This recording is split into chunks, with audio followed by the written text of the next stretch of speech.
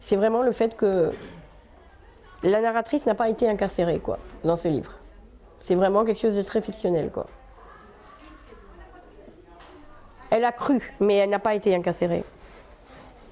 Et ça, ça fait partie aussi dans ce livre de toutes les possibilités qui peuvent apparaître, et on tire comme ça un bout, comme ça une ficelle. Et effectivement, le livre se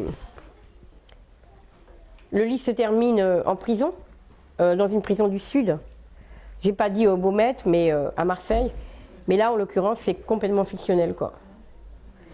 Et ce qu'il y a, c'est que ce que je dis, en fait, c'est que je veux, effectivement, en venant à Marseille, je veux braver deux choses. Je veux braver la prison et la mort. Et j'arrive, et je dis, par exemple, tout ce qui se passe et qui est de l'infinitésimal, c'est-à-dire des petites choses comme ça, très toutes petites choses, vont me faire revivre, vont me faire braver la mort.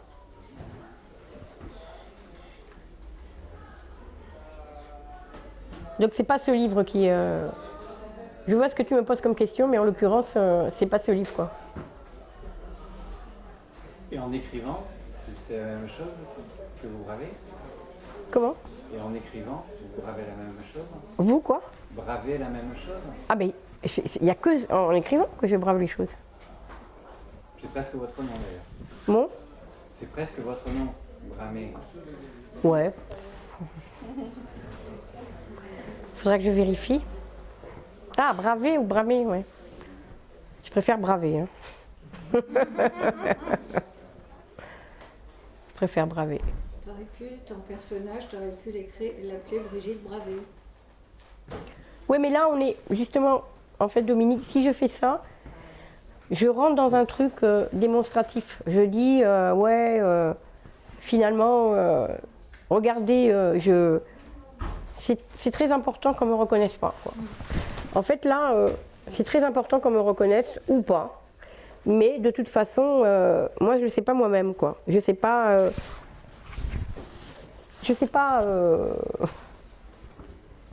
Mais tu es quand même dans ce livre un peu comme dans le Miracle de Jean Genet, c'est-à-dire entre deux mondes, Oui. entre deux équilibres. Absolument. Et dans le déséquilibre permanent, Absolument. parce que tu es entre deux équilibres. Tout à fait, absolument. Donc, c'est ce qui explique aussi ton écriture à la fois rythmique et je sais pas, perturbée dans son rythme, enfin, qui trouve un rythme, puis qui le perd, puis qui le retrouve.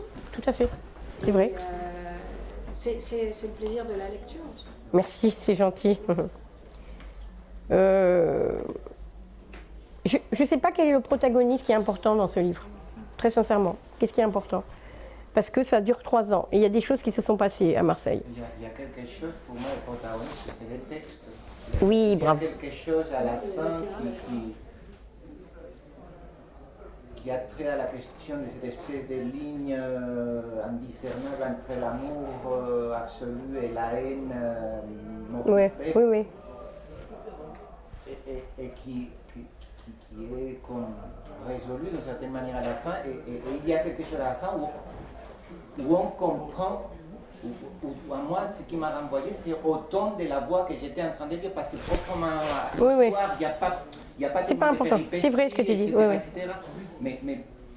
Mais tout me ramène à cette espèce au chant. Oui, voilà, chant d'amour.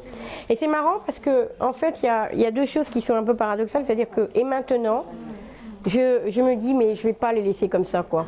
Donc, je ne vais pas les laisser sans espoir, c'est pas possible. Hein. Et en fait, je parle des enfants de cette généraliste qui ont couru à Marseille pour vraiment pour vivre ce que j'avais vécu, quoi. Donc c'est déjà très tordu quand même, hein, que les enfants d'un médecin courent à Marseille parce que pour trouver ce que la patiente de leur mère avait trouvé, quoi. Enfin, je trouve qu'elle est et c'est là où elle est folle, mais que c'est pas sympathique du tout. Pour moi, elle est vraiment folle, mais elle pue la mort, quoi. C'est-à-dire, c'est pas. De la vraie personne ou du personnage du livre? En fait, c'est toujours Michel. C'est toujours un truc comme ça, quoi. C'est toujours un peu. Ah oui, complètement. Oui, oui. Oui, oui. Moi, C'est une tranche de vie j'avoue, ça romancée. m'échappe quand tu dis oui, la narratrice d'un côté, l'autrice de l'autre. Il y a quelque chose qui m'échappe là. Ouais. Je n'ai pas compris où tu te situes et peut-être c'est normal. Est-ce que tu m'as reconnu ou pas, Michel? Bah oui. Oui, c'est pour ça, ouais, c'est les gens qui me connaissent, ouais. J'ai du mal parce que justement, ces jaillissements de colère, d'amour, enfin, c'est Ouais, ouais. des chants déchirants tout le temps. Oui, oui. Moi, au bout d'un moment, il a fallu que j'arrête parce que c'était. Bah, c'est ce que m'a dit plusieurs personnes, hein. Tu me l'as dit ça aussi, oui. Mais du coup, je ne sais même pas si la question elle est importante, parce qu'après il y a la voix qui porte ce récit. Est-ce que la voix t'appartient ou pas? Évidemment que oui, parce que c'est toi qui as écrit, mais en même temps, peut-être pas, parce qu'il y a plein de gens. Tu vois, il y a plein Oui, oui, oui. de couleurs différentes, donc je ne sais pas. Je pense Mais que Michel, une question, parce que moi, par exemple, l'autre jour, j'avais parlé avec Brigitte. Pour moi, la question de la narratrice et l'auteur, c'est intéressant. L'autre jour, je me disais, quelque part, je paraphrase, mais je ne sais plus si j'ai vu les choses pour écrire ou si j'ai... Oui, voilà, c'est ça. Et, Oui, oui, et tout je à fait. pense que cet écart entre la narratrice et l'auteur, je pense que c'est l'œuf et la poule. Mais- peut-être ça renvoie à la Mais bravo, Raphaël. Tu vois. Ouais, mais c'est un cycle, tu sais pas qui. Mais Raphaël, c'est par exemple l'histoire, le truc. Pourquoi j'ai rajouté les phrases de Christophe? C'est très simple, je suis très consciente. Je me suis dit, allez, on va s'inventer un amour, mais qui est, comment dire, qui est marseillais, qui est. C'est pas un truc lourd, quoi. Enfin, si, c'est un truc lourd, mais je veux dire. C'est exactement ce que tu dis, quoi. C'est à un moment donné. J'écris l'amour, mais l'amour arrive pour être écrit, quoi. C'est un truc comme ça. Ça, j'en suis persuadée. Tu l'as remarqué? Pour moi, la fin, c'est ça. Tu tournes autour du chant et la Voilà, fragilité du exactement. chant et comment c'est imbriqué avec la vie et la cruauté en même temps de tout ça. Jusqu'à un moment que tout le monde se perd, quoi.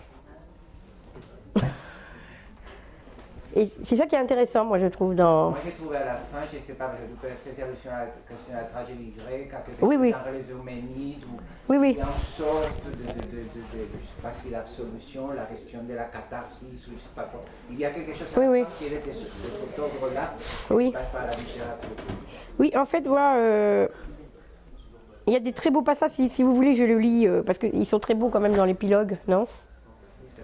Dans le fait, j'ai failli de ne pas avoir... tout est... On se demande d'ailleurs qu'est-ce qui est moral et ce qui n'est pas, quoi. C'est qu'il y a une question de légitimité, moi c'est comme ça que je l'ai lu, je veux dire, il y a une sorte de haine qui couvre dans tous les textes, Oui, voilà. mais qui vient être à la fin, en sens, légitimé par la profondeur de l'amour. Oui. Quelque chose comme ça, j'ai les droits, Oui, oui, oui, oui, oui. j'ai les droits de haïr, parce que je suis porté par l'amour, quelque chose comme ça. Bah, c'est la définition de la passion, quoi. Oui.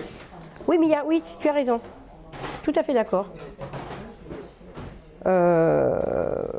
Je sais pas si... Si on n'a pas bac plus 12, on peut le lire. Bah, c'est même conseillé, hein. Parce que si on a pas que plus 12, il faut pas le lire. Il faut se perdre dans ce livre, hein. Il faut se perdre. Donc après, il y a aussi enfin voilà, c'est que le livre le plus débile, on peut en avoir une interprétation intellectuelle, ou on peut... On a 15 personnes, il n'y en a pas une qui va te donner